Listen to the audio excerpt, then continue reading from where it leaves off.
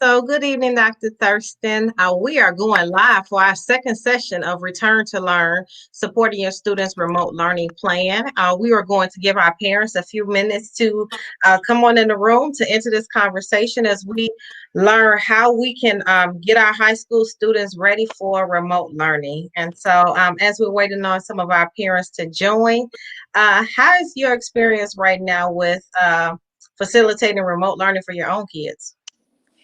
It's funny you should ask that. Tomorrow is the first day for my kindergartner and my seventh grader, and my ninth grader has been in for a couple of weeks now. Okay. So it's very different. Um, Definitely, I would say after about a week and a half, the high schooler has sort of gotten a routine with it, but it's still difficult, right? It's not the same as seeing your friends in the hallway and passing periods. It's not the same taking gym with a bunch of other kids, stepping outside and doing some exercises and writing in a journal. So it's a very different experience for her. And she would prefer to be in class as a freshman and being in a high school campus. But, you know, time will tell when that can happen. The kindergartner and the seventh grader, they're a little nervous about what that looks like, especially my kindergartner. She doesn't really understand what that means not to be able to go to kindergarten. She's been looking forward to going to that building for a long time. But we're working together with the teacher and just trying to make sure that I'm on top of emails and any last minute things that I need to know about, and just really having a lot of patience with the process. So we're going to go ahead and get started. We have our parents logging in. And so parents, welcome to the Morgan Park Parent Advisory Council. This is actually a workshop facilitated by our Parent Advisory Council. Our Parent Advisory Council meets once a month. We do some really amazing things. And so some of the things that we do is we offer workshops based on parents' interests and based on things that they want to know. So, of course, there's nothing else that parents really want to talk about right now other than how do I get my child prepared for remote learning? And so, in all transparency, we had some tech issues in our last session. We had a chance to model what happens when tech issues happen. So if tech issues happen, we are going to tag team. I'm going to step in. Dr. Thurston is our workshop facilitator for tonight, and she will be hosting most of the session. But nonetheless, I'm here. I'm available. I'm monitoring the chat, so I will be responding via chat, and I also will be answering questions at the end. So with that being said, we're going to kick it over to Dr. Thurston, who is going to facilitate our workshop. Parents, we thank you so much for logging on. And so we are ready to get started. And Dr. Thurston, we're skipping the live poll. So we're ready. Okay. Okay. Thank you, Dr. Skanes. I appreciate the opportunity to address your parents. Parents, thank you again for joining. This is a presentation by Optimal Learning Solutions entitled Return to Learn, Supporting Your Students' Remote Learning Plan.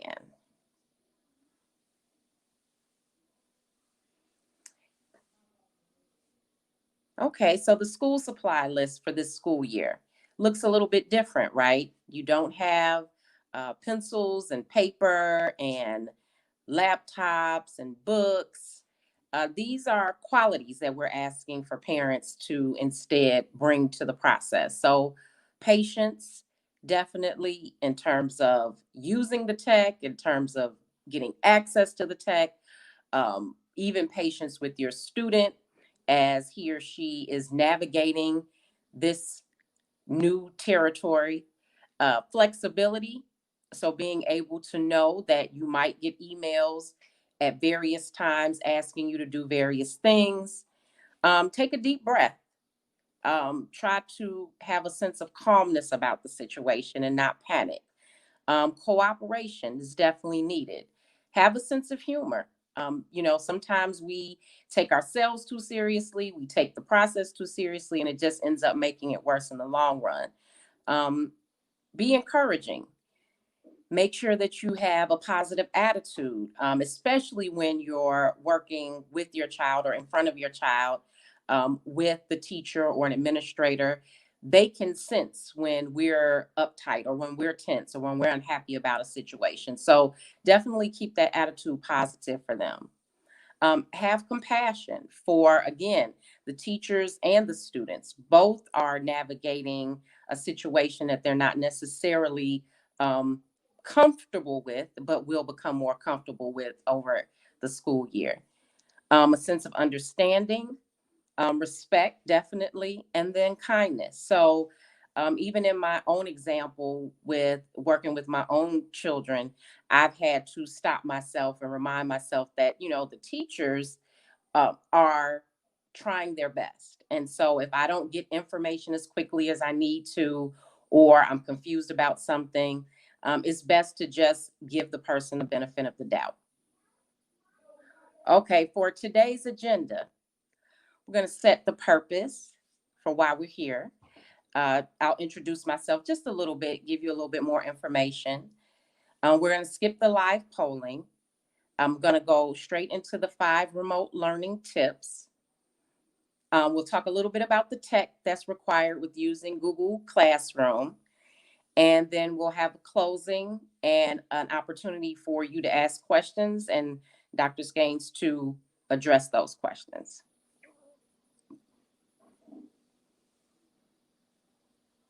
Okay, so who am I? Again, I'm Dr. Andrea Brown-Thirston, and I'm the CEO and founder of Optimal Learning Solutions. And I have, in all transparency, I've worked with Dr. Skanes a number of years now, in a variety of roles, including instructional coaching with teachers, working with teacher leaders, and parents as well. So I thank her again for involving me in this process. Morgan Park High School is a great high school with great students. I was there, I think, up until the almost 2 days before school was closed in the spring. So I'm happy that I can bring this information to you this evening. So what is remote learning? Just give you a little bit of definition here to set the purpose.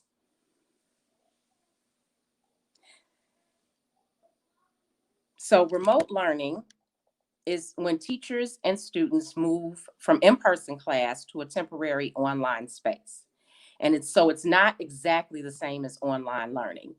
So just to give you an example, pre-COVID, if a student was a virtual student of, let's just say, K12.com, that student, the parents, the teachers, they all had intentionally signed up to be a part of an online education system, meaning they knew that there would be no face-to-face interaction. Remote learning is really in response to the situation with COVID, or in response to a situation where, for whatever reason, administrators, teachers, and students cannot all be in the same location.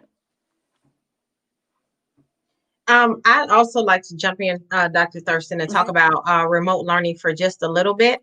And so, when we talk about remote learning, parents, think about it like this: the difference between remote learning and the difference between online learning. So, the major difference is when you're doing online learning, the teacher is not typically doing any live session. The teacher might be having discussion boards, the teacher is assigning work, the teacher is assigning reading, but there's no live instruction. One of the key shifts that we really need to make sure that we take into consideration is that remote learning instruction does have a live instructional component. And so I want to jump in. I know that this is the one question that a lot of parents are having, like, talk to us about this schedule. Like, what can we anticipate the schedule will look like? And so that's what I'm here for. The high school session is funny. So uh, Ms. Frazier, you can't buy them. We have to pray for those supplies. And so, to help you all understand what the schedule will look like, is students will still have an 8-period day. And the 8-period day will be facilitated through Google Classroom. So I need parents to think about Google Classroom as if they are entering a classroom session. Um, And so the students, they have it's 8 periods. One of those periods is actually lunch. And so they pretty much they go to 7 classes a day. That means that there's seven different Google classrooms that they need to go in. And so if you think about it, the same way a student will open up the door and they will enter a door for their first period class, well, they're going to click on a link in Google Classroom and they're going to enter their first period Google Classroom. When they get into Google Classroom, at the top of the screen, there'll be a link. And then the link is going to it's going to say Google Meet. When kids click that Google Meet link, that's going to be the link that says, hey, I'm in class right now. The best way, parents, for you to understand Google Meet is very similar to to Zoom. And so that is where they are actually interacting with the teacher. Okay. So again, you think about it like they're going into Google Classroom, that gets them into their class period. They click that link, and that is how they enter class. And so Miss Frazier asked a good, no, no. Ms. Scott asked a good question. So as I'm talking a little bit about the schedule, we have allotted for a 10-minute break in between each class. Okay. However, and we're giving the kids a little bit of grace period. School actually starts at 7:35, but we are not going for right now. Let me say this for right now. We're not going to start the first class until 8 o'clock. And so that gives the kids a little bit of grace period, because when they come on at 8 o'clock, teachers are uh, teachers are going to expect they're going to have to see their face to take attendance. And so they come in, they're in for 40 minutes. For parents, it's important for me to point out, and I'll get into it as Dr. Thurston goes on in this presentation. Teachers may not necessarily be teaching for 40 minutes straight.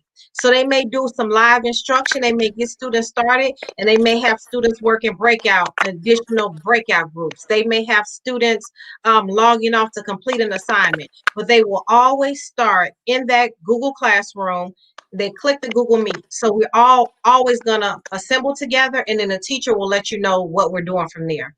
So yeah, they are back to back. They have a 10-minute break period, and kids also still have their scheduled lunch. So freshmen, they have their lunch 4th period. Sophomores have their lunch 5th period. Juniors have their lunch 6th period, and seniors have their lunch 7th period. So aside from those 10-minute breaks, they are also going to have 40-minute lunch periods. So I'm going to kick it back over to Dr. Thurston, but again, I'll be chiming in to answer some of those MP specific questions. Okay, thank you, Dr. Skane. So let's talk about these tips. So again, it's 5 remote learning tips. I won't try to do 10, 15, 20, even though I'm sure there's 100 or more. And as you are going through the process, definitely think about if there are more questions or other tips that you even have heard, maybe from friends that have students that have already started school in this manner. So tip number 1 really is get organized. So make sure those devices are charged up the night before. Make sure that if students are going to need any sort of glasses, snacks, water, that they have those things handy. You don't want them to have to keep leaving the screen and coming back. You want to make sure that for that 40-minute period that they're there and they're engaged. Make sure that they, keep the distractions to a minimal. So if they're going to have their cell phone, which I know my daughter, who is in 9th grade, she'll have her cell phone next to the laptop.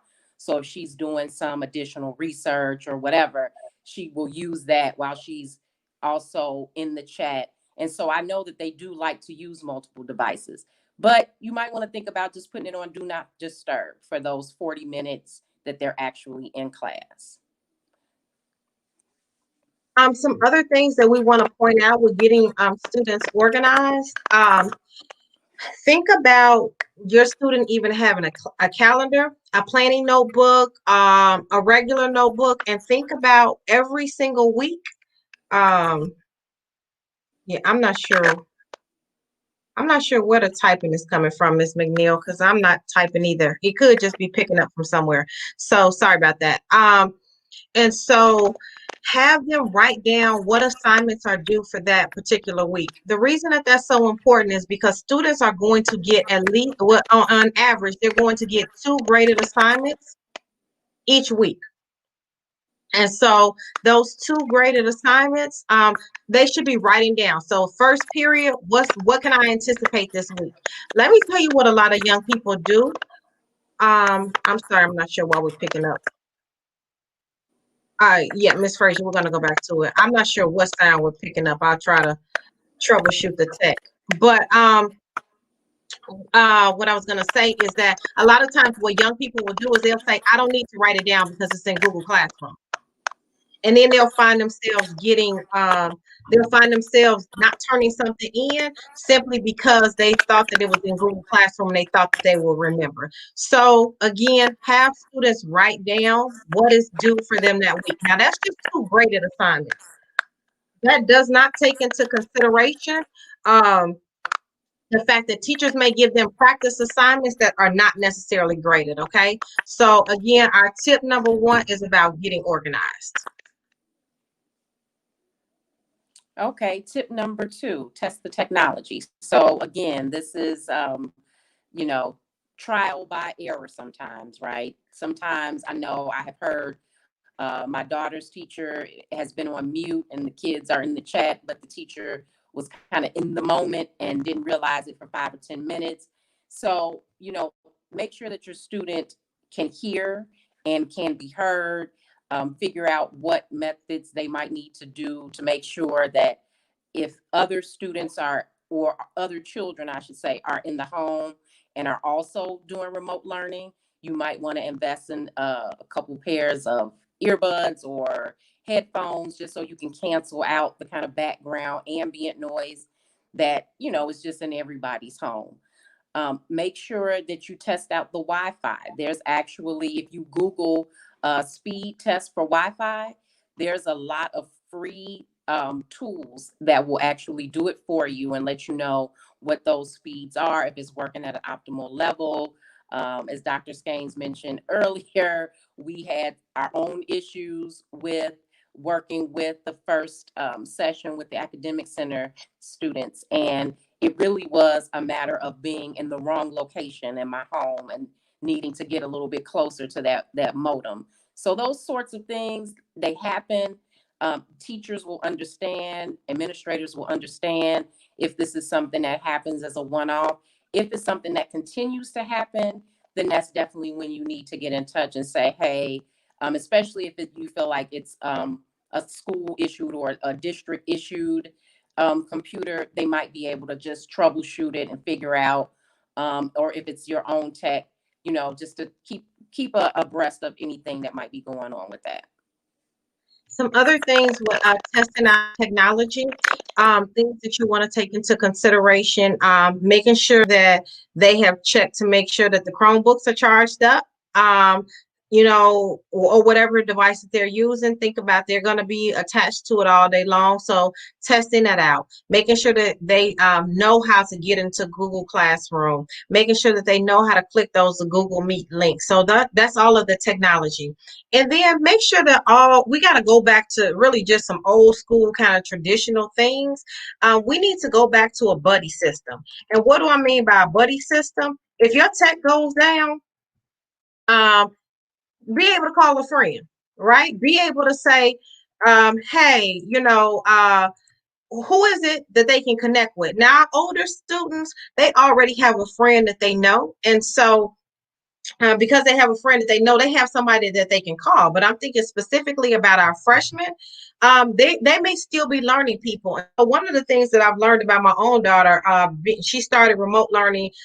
She's a freshman in college. Is that when I asked her, I said, "Well, hey, do you know anybody in class?" She said, "Well, we don't see each other face to face." And so she had not really thought about making a friend in class because they're not going into a traditional classroom. So that's why I'm saying maybe it's going to be important, especially for our freshman students, when they log into that first period class, find somebody that they can hook up with so that if the technology goes down in your home or whatever happens, that they can still find whatever information that they need to find to make it through the rest of the day. Okay. So this is just going back to some things that we know a buddy system always works. Okay, tip number 3, communicate often. So you want to make sure that you are, again, checking your email. I know with having 3 students doing remote learning, that has been crucial to check at multiple points during the day, because some teachers email early, some teachers are emailing in the evening. So just to be sure to check in and see, is there some pertinent information that you need? Also, make sure that you have those teachers' emails handy. So in Google Classroom, all of the teachers are listed and all of their contact information is listed as well. So you can email them and just ask them questions, let them know if you're having issues with the tech or with any of the assignments. Dr. Scaines is always available by email. So that's going to be, I think, the first point of communication, especially when you think about the fact that teachers are still teaching the same course load. So even though it might seem like, oh, okay, well, maybe I can pick up the phone at lunchtime, a lot of times that's just not necessarily the best way to get the most rapid response. So email is a good way to go. I would also, So go ahead. I'm sorry, Dr. Thurston, and picking up on the conversation about email, parents. We need parents checking their email all the time because we're having to make real world shifts, and so sometimes we can't get that to you right away. And so, I mean, we have to get that to you right away. We typically send an email communication home every Friday. What we're going to add to the email communication this year is a link to kind of give you a preview of what you should expect your child to be learning that next week. And so we're hoping that that will help. But yeah, email is our official communication. And one of the things that I want to bring up is the fact that sometimes our students will try to email their teachers from Google Classroom, and that can be an issue. Sometimes the teacher may not see the message in Google Classroom. So we're encouraging our students to use official email and not to actually use the email that's in the Google Classroom. Um, and so I think this is a good question about communicating. Aisha, thank you for asking this right now. And so students and parents can anticipate getting a schedule via email. Like I said, this email is the official communication. So you can anticipate getting a schedule via email this week. The schedule is going to say what the class period, the class, the teacher name, and it will also give the time that the class meets, and it's going to give the Google Classroom code. So again, and so I want to bring this up because I've kind of gotten this question a lot. But the information about schedules is actually in an email that went out last week. And so what I'm finding is that sometimes people are skimming the email. And so remember, it's very difficult for us to communicate with 1,000 families face to face, which is why we're saying, hey, like, just take a minute to read those emails because we're hearing you all when you're asking us questions. And so we're trying to respond in real time to them. So email is our official communication. Okay. Okay, and so I was just also going to add one more thing about the communication. Google Classroom will actually allow you to add yourself to get a Google Classroom summary for the week. And so I've done that for my 9th grader, and it just tells you if they've missed any assignments that they've turned in, basically anything that the teacher has highlighted, if there's quizzes coming up or a longer term extended, let's say, presentation coming up next week, it will give you the summary of all of those things for the week. So tip number 4, ask for help. So we've already kind of talked about email as being the official communication. There's also some really good resources on the cps.edu site where you can go, and they have an entire remote learning section, and they have a lot of tips about troubleshooting tech. They have a lot of links for Google Classroom and how to use it. Actually, if you go on YouTube and search Google Tips for Beginners, there's a lot of links that are like 20 minutes or even 10 or 5 minutes that tell you as a beginner what you need to know, how you can navigate the system, just so you can feel more comfortable with what your student, the platform that they're using. Another thing about asking for help is teachers are available. The reason that kids have to be logging on to those Google Classrooms and to Google Meet is because that's their time to ask teachers a question. Sometimes kids think that they can skip the class, like, oh, I can just watch the video, oh, I can just do the work. But teachers are available live. And so because they are available live, that's the chance that, like, hey, if the teacher explains something on Monday, and I didn't get it when I was working on my work, then they can go back on Tuesday and answer the question. I did skip a question from Ms. Reynolds that I do want to come back to. Yes, Ms. Reynolds, we are working with teachers. Our expected turnaround time for answering emails is 24 hours. Sometimes 48 hours. We have to, know that our teachers are adjusting.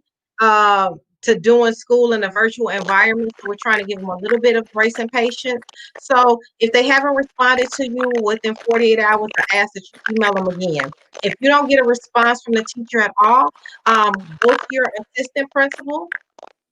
And so you're going to go to your assistant principal and let them know that you're waiting on a teacher to respond. And then the assistant principal will make sure that the teacher gets back to you. Okay. So heading over to tip number 5. Okay, so tip number 5, this again is very important, as I mentioned in the school supply list. Uh, be patient. And so there are going to be hiccups. There are going to be times when either your child doesn't get it completely right or the teacher doesn't get it completely right. And in that case, just know that everybody is trying their best.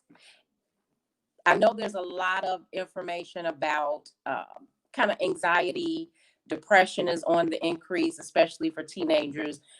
They are inherently social people.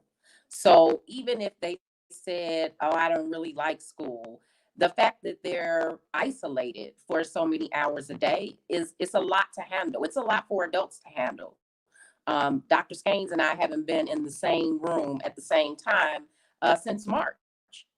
And so, to see her face when we were planning things or just to talk about what's going on, best practices and those sorts of things, it does help, but it's not the same as being in the same room, sharing energy with other students, getting to know your teacher on a different level. So again, the patience is definitely going to be needed there. If you do feel like your student is in particular having some adjustment issues with social emotional issues.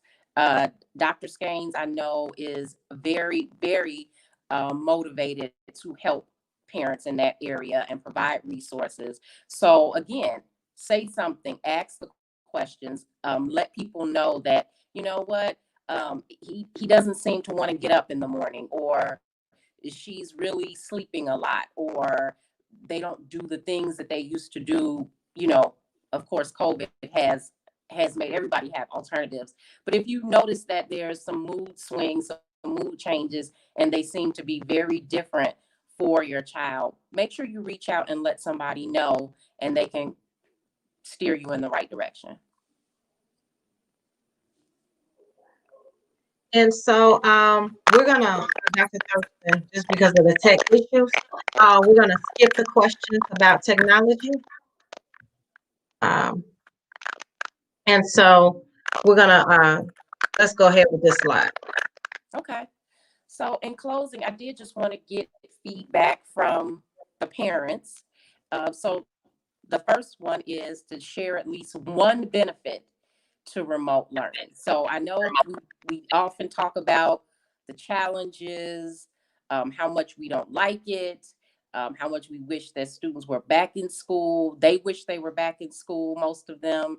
Um, but share at least one benefit to remote learning. And then the second question is, what are concerns that you still have about remote learning? So this could be something that you felt like, we didn't necessarily talk about yet in the presentation, but you want to hear more about, is specific to your grade level or your student or the program or the schedules, those sorts of things. So again, the first one is one benefit, and then the second one is any concerns that you still have that are lingering. So I'll give, just a few minutes for people to go ahead and share that via the comments. So a couple of things that I want to point out when we talk about checking the technology. I think somebody asked, how can I reset my password? So I'll write this email down. If something happens with your email password, um, that's who you are going to email. You're going to email Mr. Taylor. And so Mr. Taylor will be able to reset passwords for you all.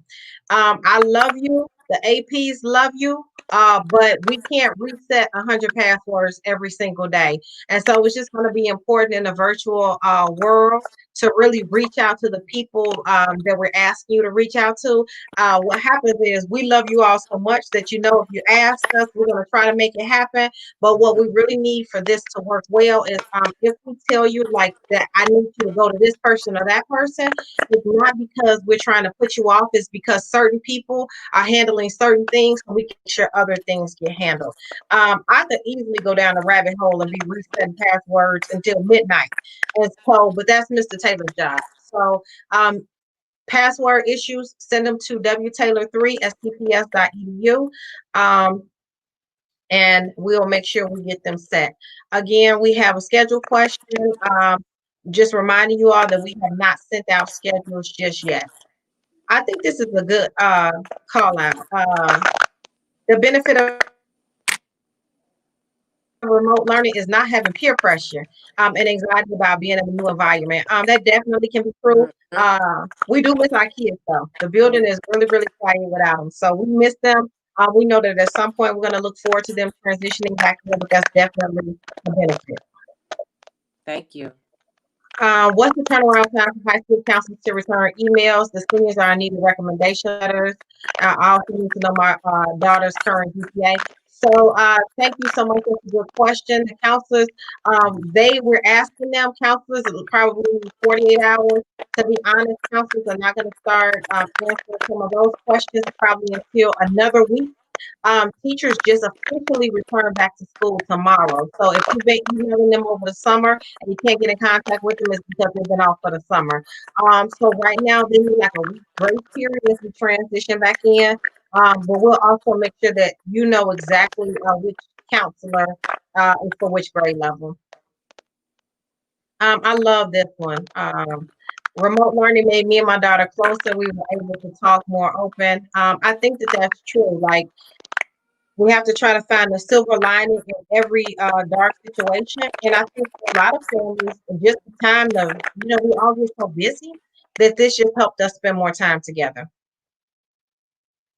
So, Ms. Frazier, again, I want to redirect you back to Ms. Jones. She can answer the questions. I know what you're saying, that somebody may have told you on the phone. I'm 100% sure that the information I'm giving you is correct. So unless your child has gotten a priority email,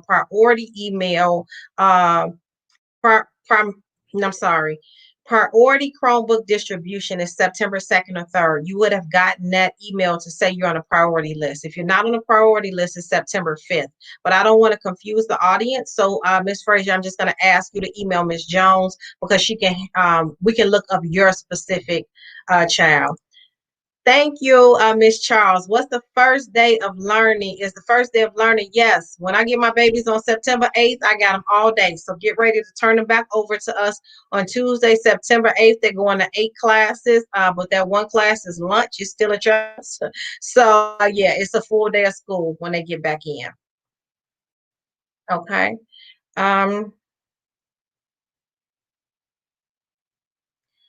Ms. Phillips, I know we all have concerns. All of those are just very real concerns. And I think it goes back to the question, to the tip that Dr. Thurston gave us, that this is going to take just a little bit of patience. We know that post-secondary options are, the parents are feeling nervous about it. And all transparency, Miss Phillips, I just sent two kids off to college. And so, I had two seniors that had class of 2020 graduates. And I promise you that things worked out. We made sure things got taken care of. And we're going to do the same thing for the class of 2021. And so that's why we're meeting with you now. So have no fear. We know that all of those things are still important, even in a remote learning environment. Ms. Valencia, no, teachers may not actually be live the entire class period.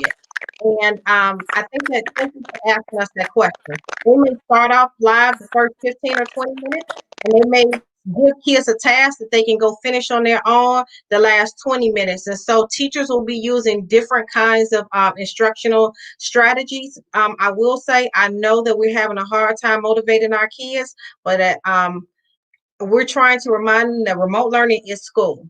And so I don't think that they want to take the option of not doing anything, because the alternative is worse than being on remote learning. So yes, let's make sure that we're getting her logged on. And if it's some one-off things, you can always check in with the assistant principal. You can always check in with the counselor if we need to give some additional support.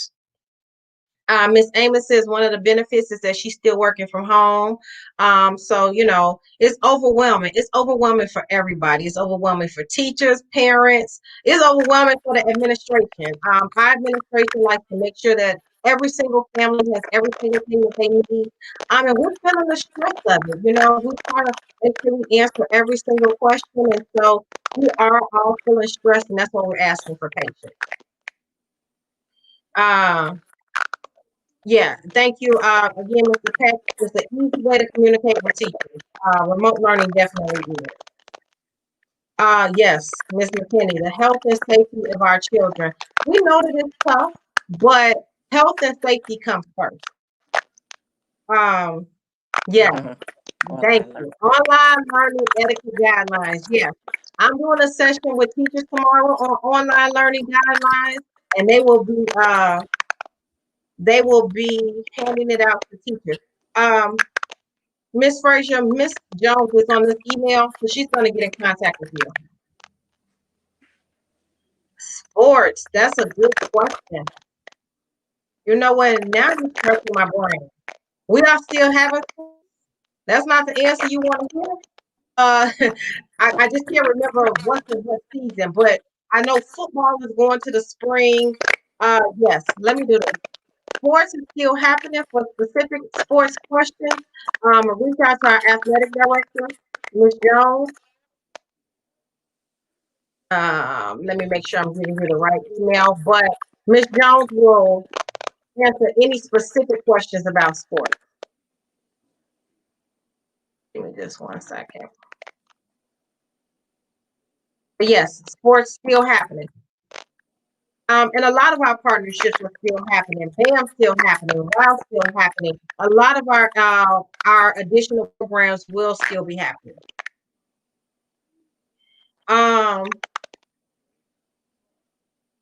So Miss McNeil, yes, it's very real. That some students need face-to-face contact. And it's a challenge. And I wish that I could give you all a better answer than to say, unfortunately, we just don't have the answer to face-to-face contact right now. We have to be worried and concerned about teacher safety, about student safety, about the rapid spread of COVID. And so, that's really the only answer that we can, that we really can give you, is that if we all try to follow the rules and get this thing under control, we can all get back to school as soon as possible. Olivia, add one thing to that too, just in terms of again, using my daughter as an example, that's the 9th grader.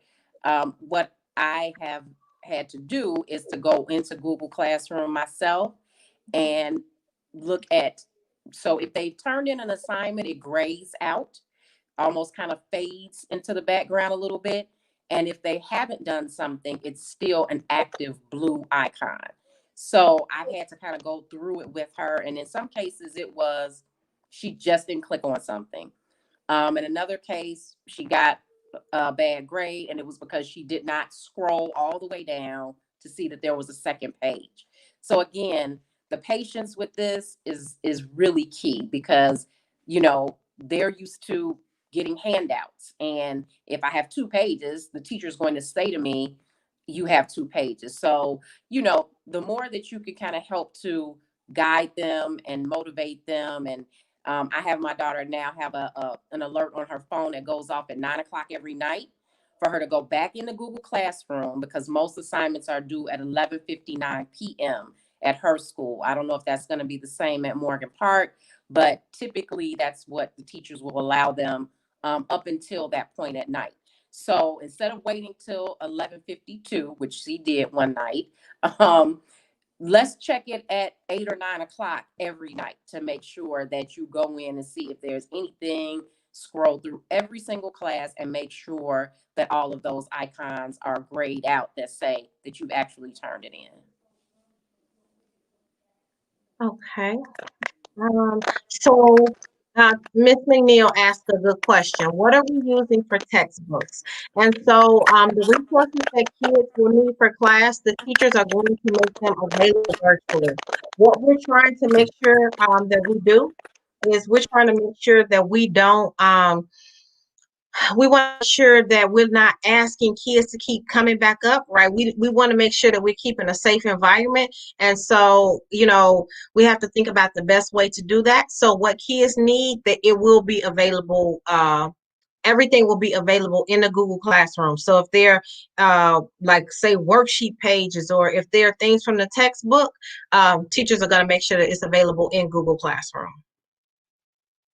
So this is another one. Can they log into their online learning platform using their IDs to see where they are, or parent portal is the way of seeing what's going on? So thank you for that question.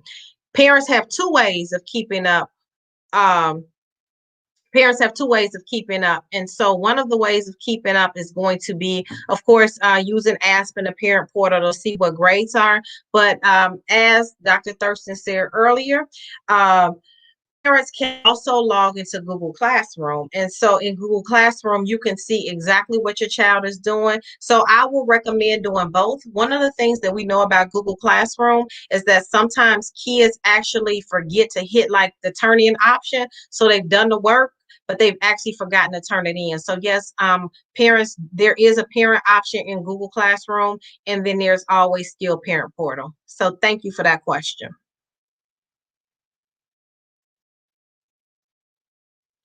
Um, we're trying, Miss McNeil. It's tough. Most of you all know it's no secret right now.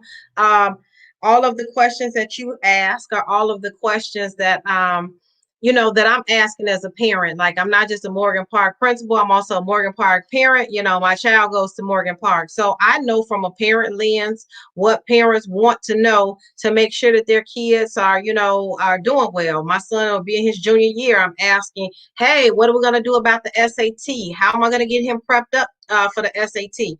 My child is not the one that's running to be on remote learning. First of all, trying to get him out the bed is like I could herd sheep, cow, and horses even and getting him up every morning. So, I know those challenges that exist. So trust that I stand arm in arm with you all, not just as the principal, but also as a parent, to make this really, really work for everybody. Okay. So we'll take a yes, Miss Reynolds. There are actually going to be some after school activities available online, some clubs available on line, and so we are still sorting out what those will be. The reason that we don't completely have the answer to that question is because some of this we have to wait on guidance from the district about what we can allow and what we won't, what we can do and what we can't do. The other thing is, our building is under construction and it's a mess. If you ever have renovated your house, you know what it looks like when it's being renovated, and that's what the school looks like right now. So it's not really a lot of space for kids to even be in the building safely because the building is an absolute mess. But we're excited. Our science labs are getting renovated. Our hallways, our floors are getting an uplift. paint job is getting an uplift. So right now our gyms are getting an uplift, but that also means that we can't really be around it. So we're trying to balance, keeping kids in the building when they can come in, doing it safely. So, but Ms. Reynolds, I'm thinking by maybe the second, third week in September, we'll have a more robust schedule for after school programs. I can hang on a little. Dr. Thurston, I had you muted, cut the static just in case. So I'm gonna let Dr. Thurston give us a few parting words. I'll stay on for a few more minutes. Parents, thank you all so much for logging in. We know that this is stressful. We know that we're here to support you. Remember, ninth and 10th grade. Um, for our ninth and 10th grade students, Ms. Jones is your assistant principal. For 11th and 12th grade, Mr. Vaz is your assistant principal. As Dr. Thurston is giving her, wrapping up her final points, I'm going to drop that so that you all will have their information, and then I'll stay on to answer questions for a few more minutes. Go ahead, Dr. Thurston. Okay, so again, thank you for joining in, for being engaged. This is definitely what we want to see from your students. So encourage them as well that, class is going to seem very long unless they are active as they can be. Um, just know that we're all in the same boat. We literally are all in the same boat. In fact, after I get off this presentation with you all, I'm going to be getting the kindergartner and the seventh grader ready for their first day of remote school tomorrow. I've already gotten a litany of emails about, testing the tech one more time, about testing out the links and making sure everything works. So we're all doing a lot. We're working from home. Some of us are working outside of the home, and then still trying to monitor this process. So again, just know that we are all in it together. We're all going to have to figure it out as we're going and moving along. But you have supports. You have each other, just like Dr. Skanes mentioned about a buddy system with the students. Find out other parents in the classes that might be willing to join a group text or something of that nature, and then you can kind of divide and conquer a little bit, and the parent can text you and say, hey, did you know that this presentation is due next Wednesday? How is your son or how's your daughter doing with it? That can really help them out in terms of you using yourself as the model and reaching out and asking for help when you need it. But we're going to get through this. We will get through it. And just know that with patience and flexibility and understanding, you'll definitely be able to support your student in the best way he or she needs.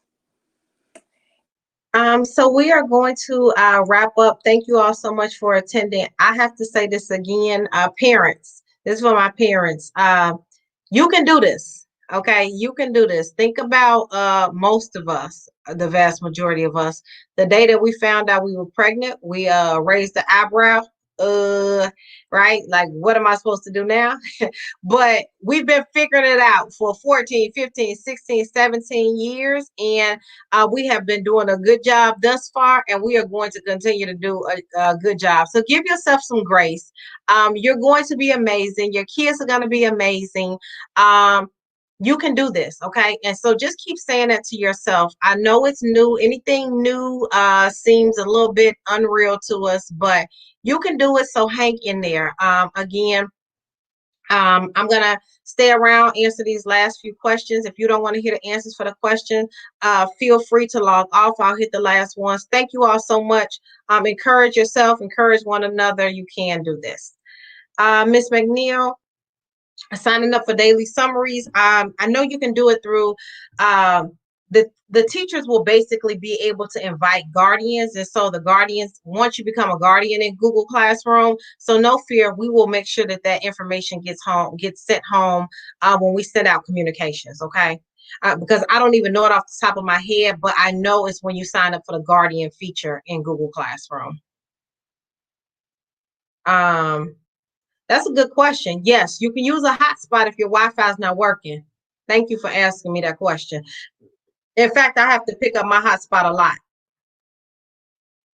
Um, so Miss Jones is registration is September 2nd and September 3rd from 1 to 5. So thank you for that, Miss Jones. Oh, no, the number on their photo ID should be their student number. Okay. You all have been amazing. Believe it or not, it's funny that even in a virtual world, we actually we've had 100 times more parents logging on in a virtual world than we do when we're face to face. So it's something to be said about that. I think that we are probably going to have to figure out how we can keep doing some virtual workshops because I know at the end of the day, when it's time to go to a parent meeting and I've been at work all day, I have good intentions, but I am just trying to drag home, put something in my mouth, and go to bed. So let us think about how we can continue doing some virtual sessions to get you all the information that you need without you all actually having to, to come to Morgan Park. So thank you all for logging on. Again, say to yourself, I'm amazing. I can do this. All right, if we don't have any further questions, I'm getting ready to log off because I have to be with teachers bright and early in the morning. But I just wanted to make sure we open up this session for parents. But again, you all have our emails. So feel free to reach out to us for anything. Mr. Bies is 11th and 12th grade. That's his email right there. And then you see Miss AP Jones is already responding. For some of you all who may be like, oh, we got a new assistant principal. No, AP Jones is still just AP Urquhart. She just had a name change. So AP Urquhart is now AP Jones. Got it? And that is her email address. All right, guys, I'm logging off. I will see you all September 8th virtually. Thank you, Miss McNeil. Thank you, Miss Reynolds, Miss McGee. Jelana, you are amazing. Thank you for logging on and getting your mother all of the information that she needed. Thank you, Miss Webb. Bye, guys. Bye, everybody. Thank you, Mr. Peck.